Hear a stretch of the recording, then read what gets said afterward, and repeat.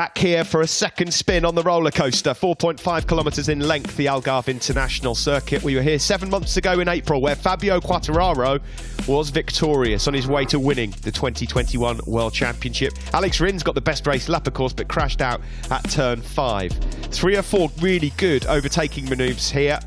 This one, look out for turn 13 and turns 14.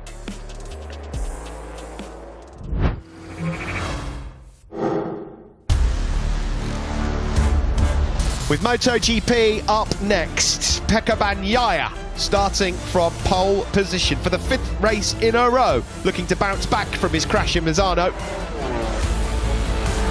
Jack Miller makes it a factory Ducati 1-2 for the 4th time in 5 rounds, in pursuit of his first podium in 9 races. Last year's champion Joan Mir starts from 3rd and perhaps has his best chance of winning a race so far this year. And Martin and Zarco head row 2 as Ducatis fill 4 of the top 5 grid slots.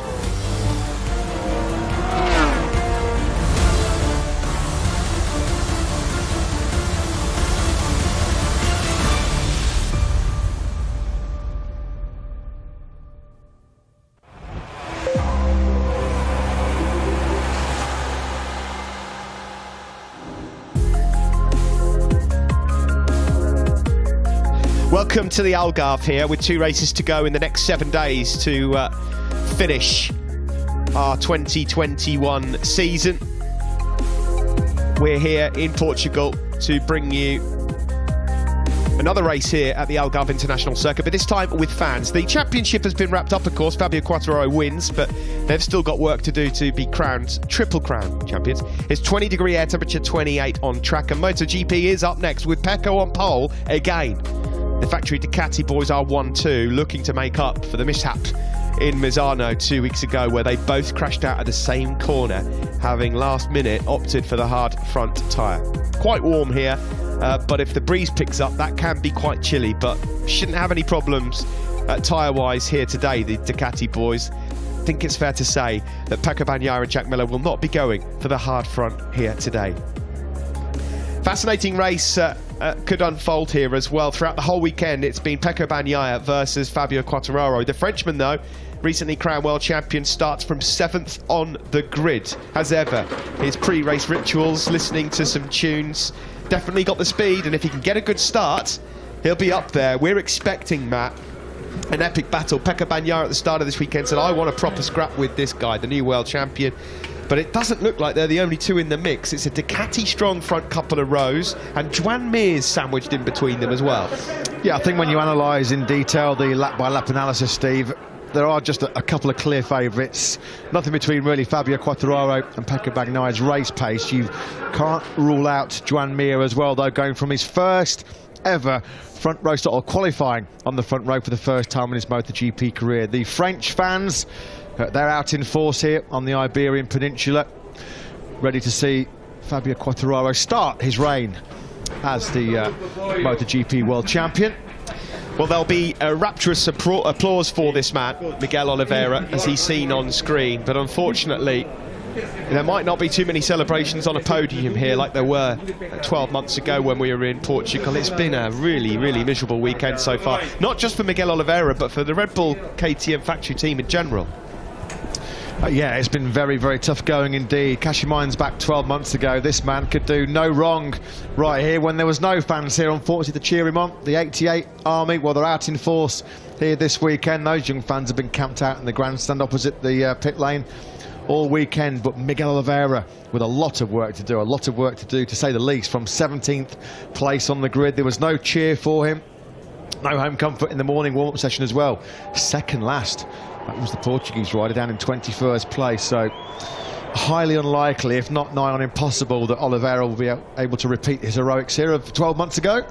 Here is Joan Mir then. For the first time in MotoGP, he qualified in third. For the second time, he'll be starting from third. Remember last year in Austria when we were there, he inherited third place on the grid because of a penalty for Johan Zarco. Every chance here today of getting a podium, maybe an outside chance of picking up a victory as well. So often, Matt, has to do his work from rows 3 or 4.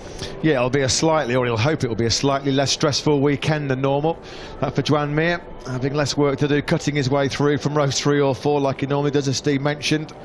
Excellent to see him back. He's had a bit of a reset. He took a week off after bitterly disappointing races in both Austin and Misano. Seems to have worked a treat on the front row, Mir. I just saw there the big bosses of Ducati, and here is their main man at the moment, Pecco Bagnaia. They had their head in their hands, Matt, 2 weeks ago in Misano, and they want to make up for that here. There's every chance we could have all Ducatis on the podium, but Pecco Bagnaia's just had that something extra, hasn't he, all weekend here, and he looks like he's enjoying himself, more importantly. Yeah, he does. We knew he was going to be strong coming into this Algarve Grand Prix weekend. Back in Portimao in April, he started 11th and came charging through to a brilliant second place. Untouchable at the moment on a Saturday afternoon in Q2, isn't he, Pecco Bagnaia? 5 consecutive poles. The last rider to do that for a Ducati was Casey Stoner way back in 2008. So quite apt and appropriate that Pecco's done it with the Australian legend watching trackside here this weekend in Portugal. It's been an impressive weekend for the rookie Jorge Martin here. He's 4th on the grid again. He's been doing that pretty regularly of late in qualifying. That's not a surprise, but especially after the big crash that he had earlier in the year as well. There's Jack Miller getting himself ready, 2nd on the grid. There's his manager, Aki Iho, as well. If you're tuning in for the first time here this weekend and you've not watched Moto3, take a look back. It was an epic race, really was. We won't give away any results, but you definitely want to take a peek back at that one. And remember, Moto2 is still to come. We could be crowning fellow Aussie Remy Gardner champion in Moto2 later on. But I think everybody would like to see Jack with a smile back on a Sunday. He's been brilliant Fridays and Saturdays over the last month, but unfortunately, job hasn't quite been done on a Sunday, Matt. Yeah, he felt like he might have actually been faster than that 1:38.829, which has put him 2nd on the grid for the 4th time in the last 5 races. Didn't really nail both of his laps, his hot laps in qualifying. Very clean, few mistakes, but yeah, happy to be back on the front row. Just needs to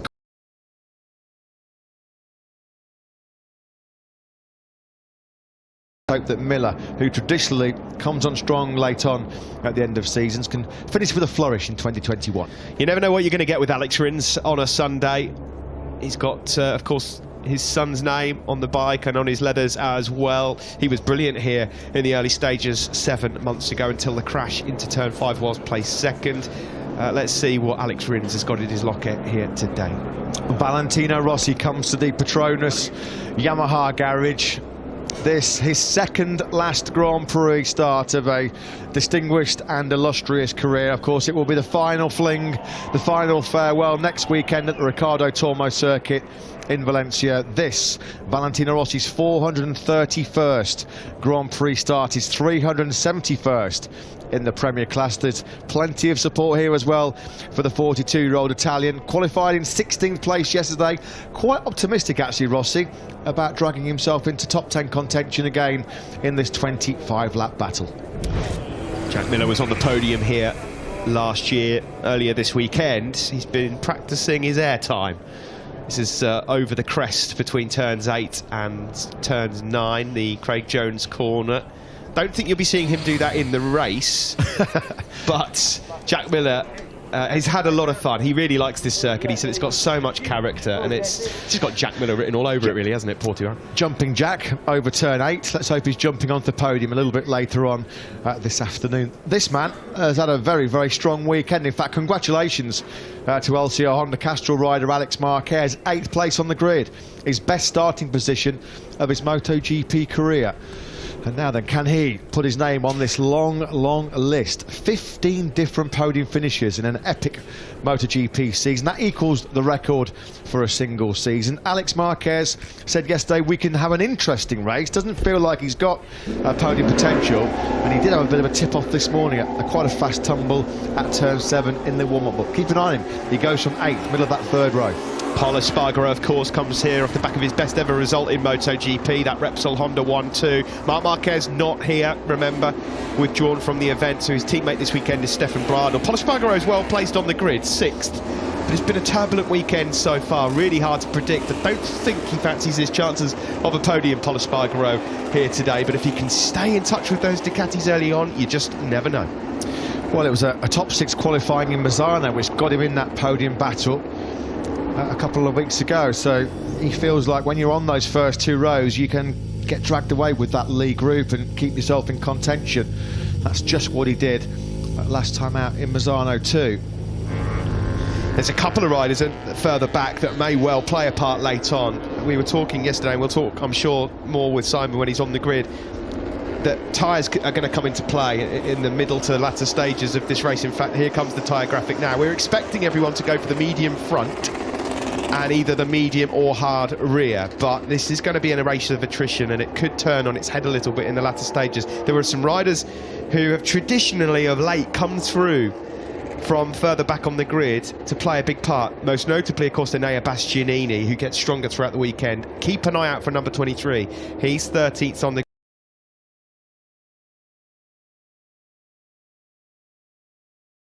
mentioned as well.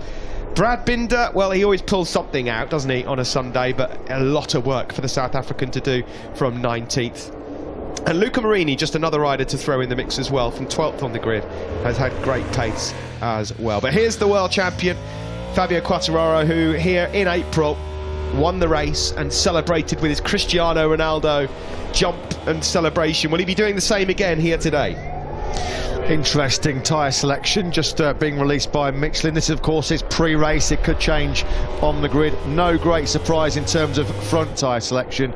Everybody in the pack going for that medium option, and then quite a divide, a mix, almost 50-50 between the medium rear tyre and the hard rear tyre. The guys that have gone for the medium rear, Dovizioso, Zarco, Maverick Vinales, Fabio Quartararo, who couldn't make the hard rear tyre work in FP4 yesterday. Of course, Quartararo did use the hard rear to win here back in April.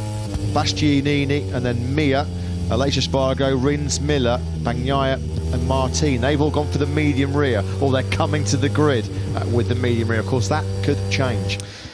Yes, and Pecco Bagnaia did allude to the fact that you have to run a different race depending on what tyre choice you go for. Of course, if you go for that harder rear, you have to be careful in the opening stages, but you're going to obviously have that more life left in it in the closing stages. But if you go for the medium, you're going to have to manage things well. Well, what better place to manage a race from than pole position? And that's where this Italian rider is heading now. Yeah, we've never had a Ducati lockout of a MotoGP podium. 4 GP21s inside the first 5 places on the grid for this 25-lap Algarve battle. It would just be typical MotoGP, wouldn't it, if that was to happen with a Ducati legend, Casey Stoner, standing trackside. He's been a key ally already so far this weekend, giving advice and tips to Pecco Bagnaia and Jack Miller. Now, we talked about how excellent a qualifying session it was for Pol Espargaro yesterday. He starts from 6th place on the Repsol Honda team. What do they think of his prospects of back-to-back podiums? Well, let's find out from the team manager, Alberto Pujas, with Simon on the grid. Yeah, just what I was thinking, Matt. Alberto, after such a good race at Misano, 1-2, pole on the second row, I really would like to hear what you think his chances are of making it all the way to the podium. Well, not easy, because the guys here are fast, but it's always possible. You're in the grid, you're in second row, you have to think you have a chance, no? But yeah, I think it will be not easy. I mean, there are 2 or 3 guys that are really good in the pace. Bagnaia, Quartararo, I mean, they are good. But we have to think that we can, of course, like I said in last week. So we hope, but we understand the competition is not easy. Last question, how difficult for tyre choice, but also making it to the end of the race strong?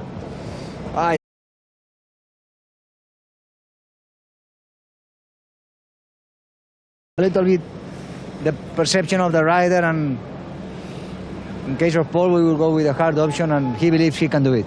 Thank you, Alberto. Thank you. Good to hear there from Alberto Puig, of course. Still no word on Marc Marquez and whether he'll return for the final round next week in Valencia. Keep your eyes peeled on social media and, of course, on MotoGP.com to find out more about that. Here's Joan Mir then.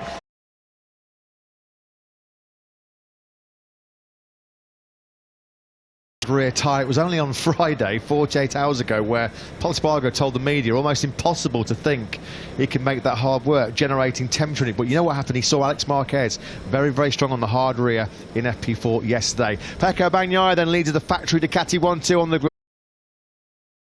And Pol Espargaro, they complete your second row. World champion Fabio Quartararo, can he make it back-to-back wins here in Portimao? He's got work to do from 7th, ahead of Alex Marquez, a career-best MotoGP qualifying for the Spaniard, and Frankie Morbidelli rounding out the third row. Lecuona, a brilliant 10th, he was third in this morning's warm-up. Rins and Marini go from row 4, then it's Bastianini, Alex Espargaro and Danilo Petrucci on row 5, ahead of Valentino Rossi, the home crowd hero, Miguel Oliveira 17th. He's one place ahead of Aprilia's Maverick Vinales.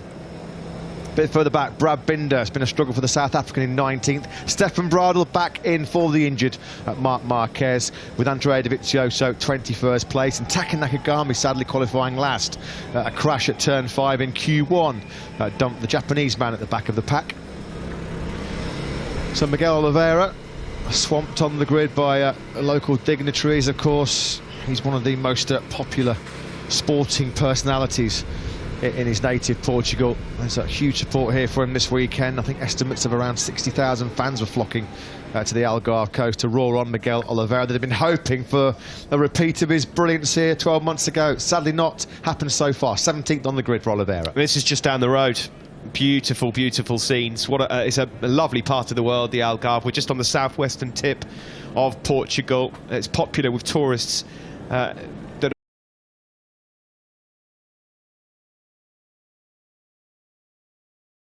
Lewis Hamilton's dad, Anthony Hamilton, having a little look around at some two-wheel motorsport. Down to you, son. Yeah, and I know the family's a bit interested in motorcycles because, Anthony, as you know, I've had a ride with your son Lewis on track at Almeria one time, and the boy's good at that as well. Best I've ever seen, and that's without exaggeration.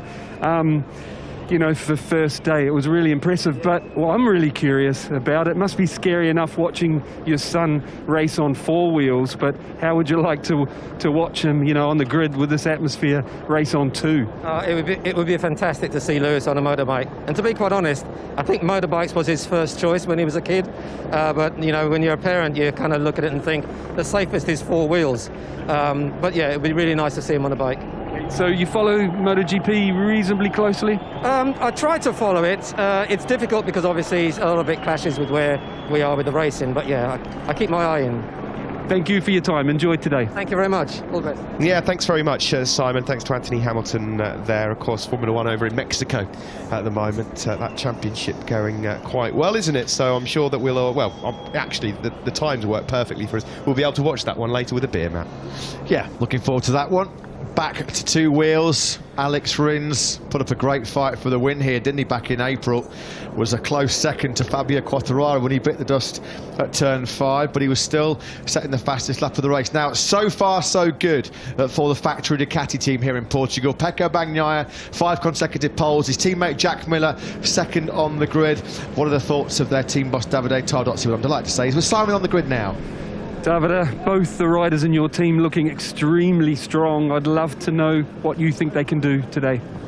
I think that they both will be competitive for the podium, but we see that there are many riders with similar race pace, like Mir and Fabio for sure will be very, very competitive, and I guess that also Jorge Martin will be there. So we'll see, because there are at least 6 riders that can be on the podium. Thank you for your thoughts. Good luck. Thanks very much, Simon. We just saw there Franco Morbidelli down on the grid. Frankie, if he can stay fully fit, has a chance of podium soon, but at the moment it's really going to hamper his progress in the latter stages of the race. Franco Morbidelli, who's starting his Grand Prix from 9th, of course, so strong here in our previous 2 visits. He was 4th here earlier on the Petronas Yamaha in April. Good to see the smile back on the face of Alex Espargaro, the 32-year-old Spaniard. Tricky warm-up session for him this morning, a crash at turn 13. Let's see what the latest Spargo can do from 14th place on the grid. Well, I'm delighted to say, for the first time in his MotoGP career, former world champion Joan Mir qualified yesterday on the front row of the grid. Alex Rins, of course, had great pace here back in April. He starts 11th. Let's see the pre-race thoughts of the boss. So you were about, well, after qualifying, Joan being on the front row, we all know how strong he is in the race, and from this position, you must have big hopes. What do you think is possible? Yeah, probably you think it's unusual for us to be here in front row, but okay, simply I can say Joan is ready for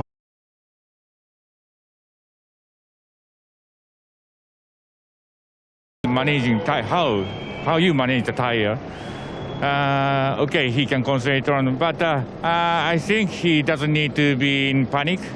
Just keep cool and concentrate on managing tire. Also, Alex is okay. His lap pace is very good. He will make a good start as usual and to recover the position as soon as possible. One thing I was thinking about yesterday evening when I was trying to predict what would happen in the race, and I know it's going to be hard for Joan fighting the Ducatis on this big straight, and I imagine how hard he has to push on entry, as always, to fight back. And is that one of your worries, like not just rear tyre but also front, because how hard he has to push it, or not? Yes, I guess that both of front and rear will have to be clever to manage how to use that, those. But I think Joan is clever enough to manage that, and we will see. I agree with you. Best of luck. Hope to see you in Parc Ferme. Thanks, Simon. Yeah, thanks very much to Shinichi Sahara. So Joan Mir starting from third. Alex Rins, his teammate, starting a bit further back in 11th. One row ahead of that is this man, Alex Marquez. Now, Alex does a pretty good job of keeping his tyres in good shape in the latter stages of races. His race pace isn't too bad, not far away from podium contention. A good start if he can get himself close to the Ducatis. You just never know. There could be a season best result coming for Alex Marquez. What about the other Ducatis on the second row? Fourth and fifth for Martin and Zarco. Francesco Guidotti is on the grid with Simon. He is. Both your riders well up on the grid. Francesco, I've got to, Joan Zarco and Jorge Martin, but Jorge has really surprised me, coming back to somewhere he really injured himself last time and being so fast. Many people even picking him for the podium. What I would like, I think he's got the speed to do it as well. What I would like to know, firstly, your thoughts on both, but also, can Jorge manage his energy, with the rookies fighting these powerful bikes? I know they get tired. Do you think he can manage it all the way to the end? Yeah, I hope so. For sure, his racing attitude helped him a lot. His approach to the race weekend, even if this is a circuit where saw him injured very badly, but he came back very focused and yeah, he showed us that his talent and his attitude the right one to go ahead and forward after the injury. And Joan Zarco? Joan is doing well. His feeling is getting better practice by practice. He did good qualifying. Still missing a little bit, but starting from the second row can be a good race. Can be a good race. Yeah. Best of luck, Francesco. Thank you. Best of luck. Thanks, Simon. Thanks to Francesco Guidotti. We just saw Zarco there, his first top five in a long while last time out in Emilia-Romagna. Just like Jack Miller, actually, hunt of a podium for the first time since Catalonia earlier in the year. There's the predicted race pace, the low 140s. We're into the 39s when we were here earlier on in April as well. Nice tribute on the front of the Ducati bikes, by the way. Goodbye, Paul. That's in tribute to the late Paul Smart, who tragically lost his life in a road traffic accident a few weeks ago. Of course, famously won the Imola 200 in 1972. He got 7 podiums at Grand Prix level as well. So our best wishes to the Smart family as well. Let's quickly pop back down to Simon, who's with Massimo Meregali. Yes, I'd love to hear about both his riders, Franco Morbidelli and Fabio Quartararo. But Mayo, everyone believes that even from the position that Fabio's on the grid, that he can fight for the win. Do you? Yeah, I do. I do believe it. As you can imagine, it will be very important and crucial the first few corners and maybe the first few laps. Usually it's good. It's quite good to overtake, and he had to try as hard as he can. But another, I think, important point, we have to count on maybe Mir, that he will try to block a bit Pecco, because otherwise I do believe that Pecco can try to pull away. Yeah, it has been a pity that we could not start a bit forward. But also this morning we had a good warm-up, as we did a good FP1, FP2, so the pace is good, and the feeling also the rider is good. It's just difficult to start from the third row, but let's see. I am quite optimistic, and I think that we can see him quite in front quite soon. Frankie instead this morning. Mayo, thank you so much.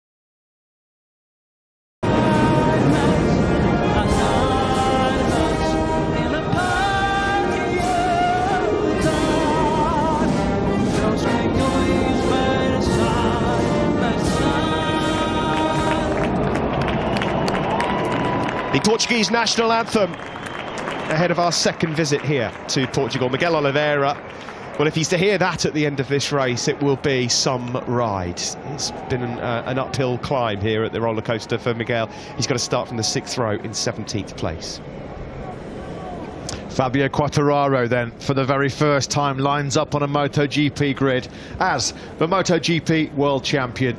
He got the job done with a 4th place, a fighting 4th last time out, from 15th on the grid in Misano. He's going to have his work cut out to get himself back on the podium here today, though, in Portimao, starting from the head of that 3rd row in 7th. World champion El Diablo. Mercy, thank you, Fabio Quartararo. There's a big army of Fabio Quartararo fans starting to emerge. That army will expand and get bigger and bigger. Let's pop back down to Simon Crayford on the grid again. Iker Lecuona has been fantastic. 10th on the grid, 3rd this morning in the warm-up. Let's see the pre-race thoughts of Tech 3 KTM boss Herbie Poncharal.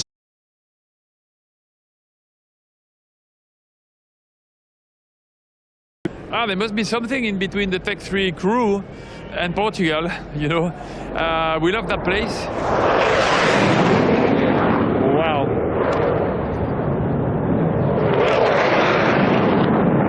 I don't love the airplane, but no, you know, he likes the bike, he likes the tires, he can do the lap time on his own, he doesn't do any mistake. This morning the warm-up was a great warm-up, you know, he's been pushing, and yeah, we are happy, we're positive. I think Hervé, isn't that simply a good young rider being able to go to a track second time? For sure, this is part of it, you know, but just what I want to say is everybody sometimes is focused on, you know, different click or different clack, this setting or this. I think at the end of the day, you know, you need to have fun on the bike. He's having fun on the bike. You need to be at one with the bike. And I think so far, you know, both of our guys are the best representative of our manufacturer, which is KTM. And I think both of them are having fun, enjoying themselves and pushing. I hope you are too, Hervé. Hervé, thanks for talking to us. This is just like you know, enjoy. Thank you. Thanks, Simon. Always great to hear the thoughts of Tech 3 boss Hervé Poncharal. What's in store for his man? Iker Lecuona, as we mentioned, goes from an excellent 10th place on the grid with Danilo Petrucci, his teammate, in 15th place, just a row back, as Simon said. 5 minutes then to race start. The BMW safety car hits a parade lap, getting everything set for this penultimate round of the 2021 MotoGP World Championship. Championship done and dusted, of course, 14 days ago.